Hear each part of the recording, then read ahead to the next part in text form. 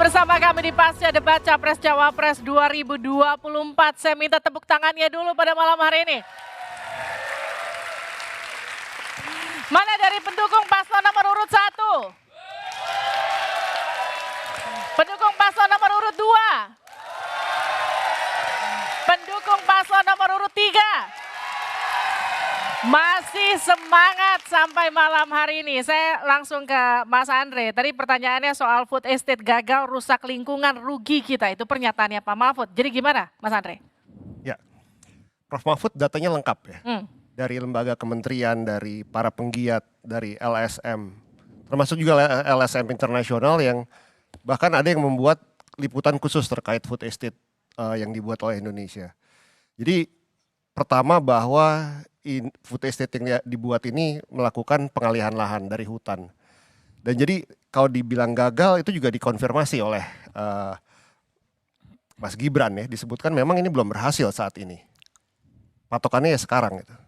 Bahwa itu nanti diharapkan di tahun kedua ketiga mungkin berhasil. Tapi kerusakan alam udah kejadian.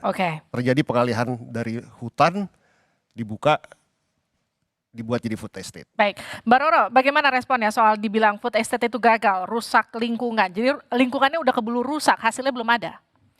Jadi begini ya, ketika kita berbicara mengenai food estate, ini sangat amat dekat dengan sangat amat dekat dengan lumbung pangan. Jadi lumbung pangan ini niat baiknya, kita mulai dengan niat baiknya dahulu, yaitu adalah bahwa negara Indonesia populasinya diproyeksikan untuk bisa lebih dari 280 juta penduduk di tahun 2030 hingga lebih dari 300 juta penduduk di tahun 2050. Dan itu semua akan diiringi dengan permintaan energi yang semakin meningkat dan juga permintaan pangan yang juga semakin meningkat. Nah, maka dalam hal ini ketika berbicara mengenai lumbung pangan ini semua diatur melalui Undang-Undang Nomor 23 Tahun 2019 tentang pengolahan sumber daya nasional atau PSDN, dan dari situlah ada relevansinya terhadap bagaimana Kementerian Pertahanan. Tetapi leading sektor dalam hal ini adalah tetap Kementerian Pertanian. Baik. Dengan kementerian-kementerian lain seperti LHK, lalu kemudian juga di situ tentu pertanian itu tadi, dan lintas lembaga lainnya hingga PUPR.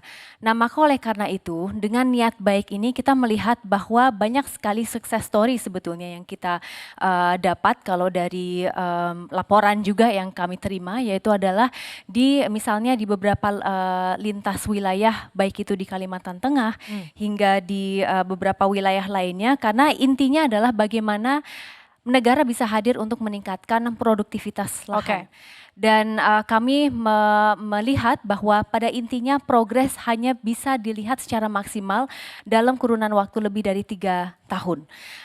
Dan ketika ada kaitannya tadi disampaikan mengenai kerusakan lingkungan dan lain sebagainya, kita harus menyadari bahwa kementerian terkait, yaitu adalah Kementerian LHK, sudah terlibat di dalam prosesnya. Mulai dengan izin lahannya juga, Mbak. Jadi semua itu melalui proses verifikasi, cek langsung di lapangan juga, dan izin dikeluarkan untuk kemudian memberikan ruang agar lumbung pangan ini bisa hadir untuk rakyat Indonesia. Nah, intinya yang terakhir adalah kami menyadari bahwa ketika kita ingin mendorong pertumbuhan ekonomi nasional gitu ya, lalu kemudian kita lihat ripple efeknya seperti apa, kita harus paham bahwa tidak bisa juga 100% itu ramah lingkungan gitu. Jadi ada faktor-faktor yang kemudian kita harus persiapkan. Yang penting adalah environmental cost-nya bisa kita minimalisir dengan kita mendorong sustainability. Saya ke Pak Idam. Pak Idam, tadi catatan dari Caimin soal pengadaan pangan yang tidak melibatkan petani, tapi juga full di korporasi. Gimana soal itu? Itu contohnya food state. Jadi kalau disebutkan kenapa gagal, saya kira memang gagal. Gini, food state ini bukan program baru. Itu zaman Orde Baru sudah ada yang namanya PLG Gambut. Itu juga gagal. Kemudian di zaman pemerintah SBY juga diulangi. Namanya program MIFE di Merauke. Itu juga gagal. Tiba-tiba kita kena COVID, lalu strateginya adalah food state. Tentu kalau kita kena COVID, lalu strateginya food state itu tidak tercapai karena produksi tidak ada. Tadi Gus Muhaimin menyebutkan bahwa dengan contoh food state kita melihat bahwa terjadi pembalakan hutan, perusakan hutan. Kalau tadi Pak Gibran menyebutkan bahwa contoh Gunung Mas 700 hektar berhasil itu malah menyebut jagung, padahal itu adalah untuk singkong. Jadi fakta yang dikemukakan sebenarnya tidak benar. Jadi menurut saya kedua paslon tadi menyebutkan sebagai satu contoh karena di situ kita bisa melihat satu, kerusakan lingkungan ada, yang kedua mengabaikan masyarakat adat, yang ketiga memicu konflik agraria, dan yang paling penting sebenarnya ini contoh dari pembangunan yang tidak melibatkan petani. Baik. Jadi nggak ada produksi di sana karena tidak melibatkan petani, yang ada adalah korporasi. Jadi bisa disebut gagal karena tidak ada produksi, yang ada kerusakan lingkungan, yang ada meninggalkan masyarakat adat, yang ada adalah soal-soal yang kemudian kita berkesimpulan bahwa sebenarnya hendak kemana pembangunan pangan kita mau dilanjutkan ini. Baik, Mbak Roro mau dijawab singkat? Bisa, jadi saya ingin memaparkan bahwa ada beberapa lokasi di mana lumbung pangan ini kita galakkan. Lalu kemudian kalau di Kalteng itu di Pulang Pisau dan Kapuas itu untuk padi pasang surut ya. Lalu kemudian kalau di NTT di Sumba Barat untuk padi dan juga jagung. Kalau kita berbicara mengenai tadi untuk di Gunung Mas di Kalteng itu sebetulnya masih memang belum jalan karena anggarannya belum dialokasikan untuk wilayah itu. Jadi ini mungkin kita perlu cek data juga ya, tapi pada intinya produksi sudah ada untuk beberapa komoditas. Tetapi kembali lagi bahwa ini merupakan proses yang cukup panjang dan kita butuh melihat progresnya hingga lebih dari 3 tahun ke depan. Jadi Anda nggak setuju kalau dibilang baru dimulai sudah dibilang gagal begitu kira-kira ya. Tadi Cawapres nomor urut 3 Mahfud MD menyebut pertanyaan Cawapres nomor urut 2 Gibran Rakabuming Raka tak layak untuk dijawab. Hal ini disampaikan Mahfud saat Gibran menanyakan padanya tentang cara mengatasi greenflation atau inflasi hijau. Kita dengarkan ini dia.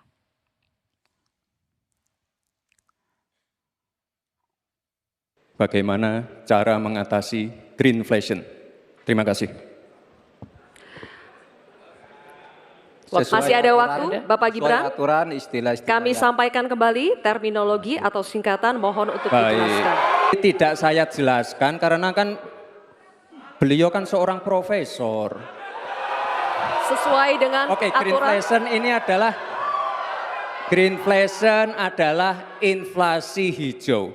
Baik, untuk mengatasi inflasi hijau. Apa sih inflasi hijau? Itu kan ekonomi hijau. Ekonomi hijau itu adalah ekonomi sirkuler. Ya, di mana sebuah proses pemanfaatan produk ekonomi, pangan misalnya, atau apa, produksi apapun, diproduksi, kemudian dimanfaatkan, di recycle. Kalau untuk mengatasi inflasi itu tentu yang paling gampang kan kebijakan-kebijakan. Diatur saja jatahnya. Di sini kan harus ada data, kecenderungannya di sini begini, kebijakannya harus begini. Kecenderungannya di sini begini, kebijakannya harus begini.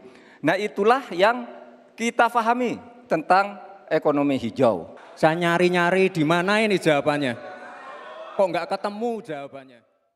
Oke, saya langsung ke Pak Dwi Andreas. Jadi gimana Pak melihat jawaban dan juga pertanyaan soal greenflation itu tadi? Sudahkah terjawab? Iya, sebenarnya dari Mas Gibran sendiri juga kurang jelas ya terkait greenflation. Greenflation itu kan menunjukkan terkait dengan pengembangan energi terbarukan. Di pengembangan energi terbarukan itu banyak komponen-komponen individual yang menyusun pengembangan energi terbarukan. Nah, itu komponen-komponen itu mengalami peningkatan, kan? Bisa peningkatan karena komponennya bertambah, bisa mengalami peningkatan karena price dari komponen tersebut bertambah.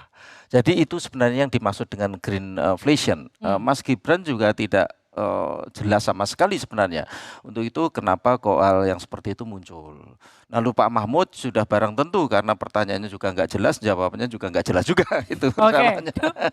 Jadi yang satu ke sana sih ke kiri. Tapi yang dimaksud seperti tadi Mbak terkait greenflation tadi. Dalam arti komponen-komponen individual yang menyusun misalnya untuk energi terbarukan. Oke. Jadi itu. Pak Fahmi bagaimana soal jawaban dan juga pertanyaan soal greenflation? Iya, jadi tadi Gibran tidak menjelaskan apa dimaksud dengan greenflation sendiri itu. Nah, memang dalam green economic tadi itu memang ada kecenderungan untuk tercapainya green inflation tadi kalau cost atau pembiayaan dari pengembangan energi baru terbarukan itu jauh lebih tinggi tadi. Sehingga menimbulkan adanya semacam inflasi tadi itu ya. Nah tapi sekarang ini kan kondisi dari green economy di Indonesia sendiri ini kan masih sangat minim gitu ya. Tadi juga diungkap juga misalnya indikator ketercapaian energi baru terbarukan. Baik. Itu tidak tercapai. Misalnya pada tahun 2024 mestinya itu 23%. Tapi sampai sekarang ini masih sekitar 15,8%. Oke. Ini tidak tercapai tadi. Jadi sebenarnya itu jauh lebih penting dan itu sebenarnya diungkap juga tadi data tentang tidak tercapainya indikator dari energi baru terbarukan itu ya. Tapi ketiganya tidak mengungkapkan bagaimana mengatasinya untuk mencapai, karena nanti target pada tahun 2030 itu 44% gitu ya. Kemudian ujungnya pada 2060 itu kan mestinya akan tercapai zero emission tadi gitu ya. Oke. Nah ini hal penting yang justru tidak muncul dan bagaimana mengatasinya atau bagaimana mencapai target yang ditetapkan tadi. Oke, tadi kan ada catatan dari Caimin soal hilirisasi yang dianggap ugal-ugalan dan juga tenaga kerja asing yang juga mendominasi. Bagaimana kemudian Anda menanggapi ini? Tapi nanti dijawabnya sejeda, tetap bersama kami.